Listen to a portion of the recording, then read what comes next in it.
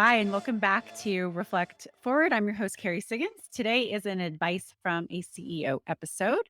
And I want to talk about how to build a more inclusive team. So, there's all kinds of talk about diversity, equity, inclusion, and belonging. And I think that this is fantastic. Um, at Stone Age, we've been trying to create a team that is inclusive, it's diverse, it belongs, and certainly creating more equity, especially with our employee ownership for decades now. And so this is something that I've studied and worked on quite a bit long before it was the buzzword that it has been over the last several years. So I would like to talk a little bit about how to focus on inclusiveness and belonging within your team because I think that's the foundation for everything. If people don't feel like they're included, they don't feel like they belong in your team or at your company, then you're not going to be able to be as successful as you could be because you need people who believe in the mission, who are inspired and engaged every day to give their best. And the only way that they do that is if they know that they are valued, they know that they're included, that they're part of the team. Nobody wants to feel like an outsider. And so many people do. And I can promise you, you have people on your team who don't feel like they belong, who absolutely feel like an outsider. And as a leader, you need to figure that out so that you can create a much more inclusive, safe space for everyone on your team. So, here are some of the things that we've done at Stone Age.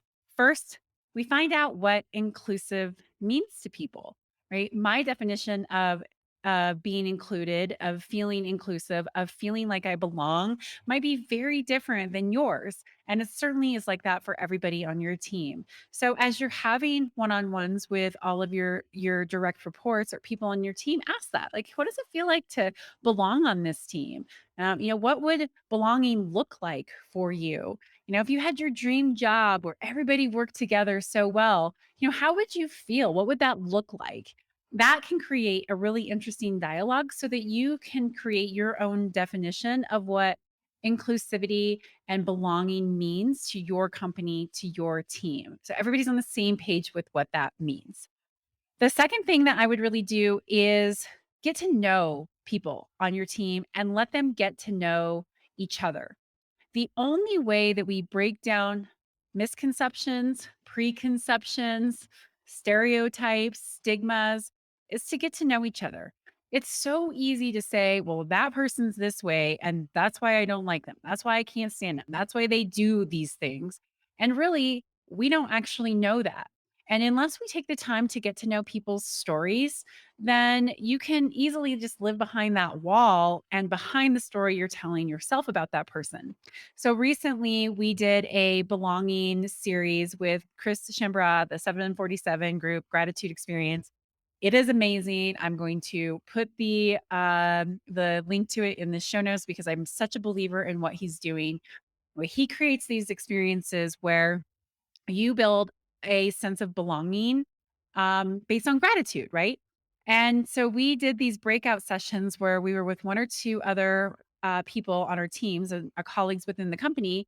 And we got to talk about things that we might not ever talk about with our colleagues, things that people who we are grateful for, but maybe don't express it. Like I talked about being grateful for my dad, even though I don't have much of a relationship with him. It was really meaningful. Other people talked about very important people in their lives or people who did bad things to them who they feel grateful for because it made them stronger. Just really interesting way to connect. Then we started thinking about the people who maybe we don't like at work. And instead of approaching what is going wrong, we started looking at, well, think about all the things that are going right. Like, I really appreciate this person because of XYZ. So we're really trying to flip the script around this whole idea of belonging and getting to know each other.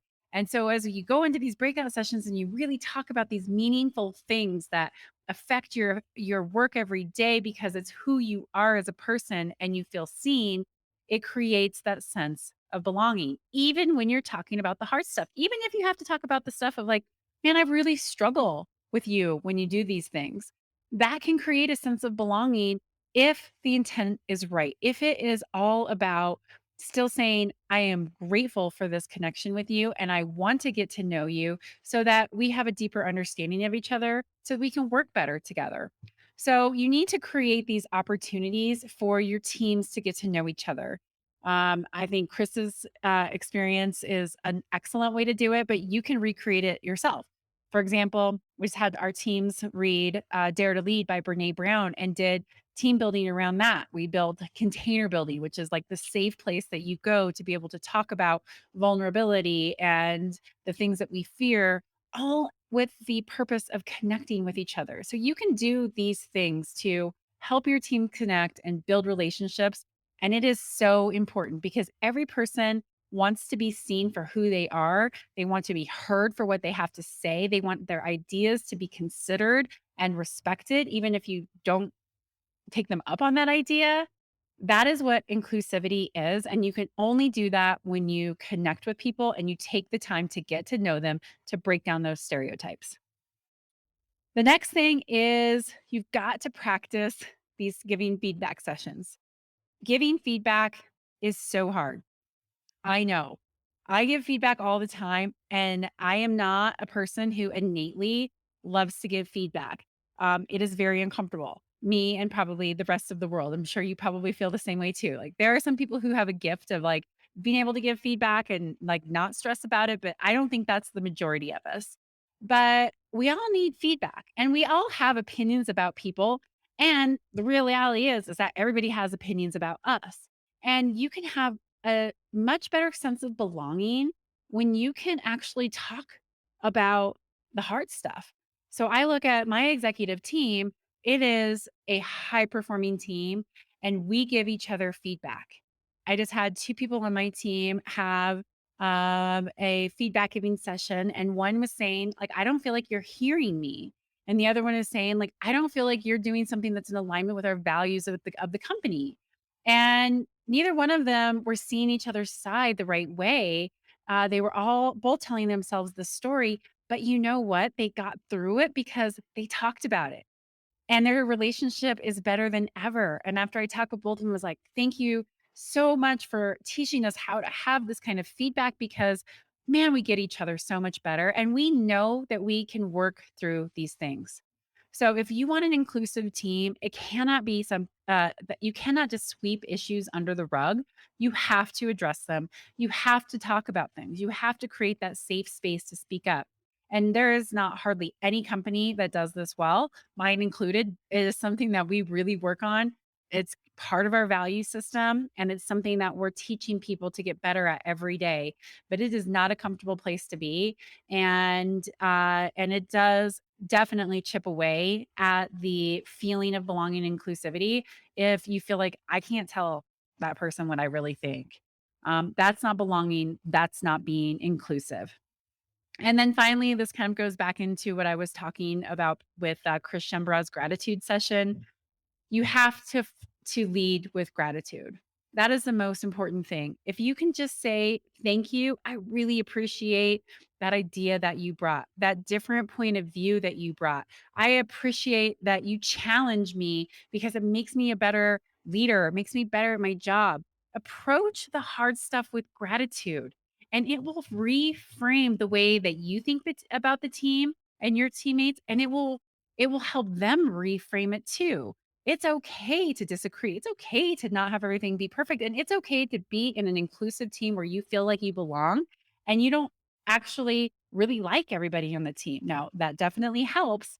But when you look for the gratitude and look for the good things instead of always focusing on the bad things and the negative things, it will increase the inclusivity and the sense of belonging on that team.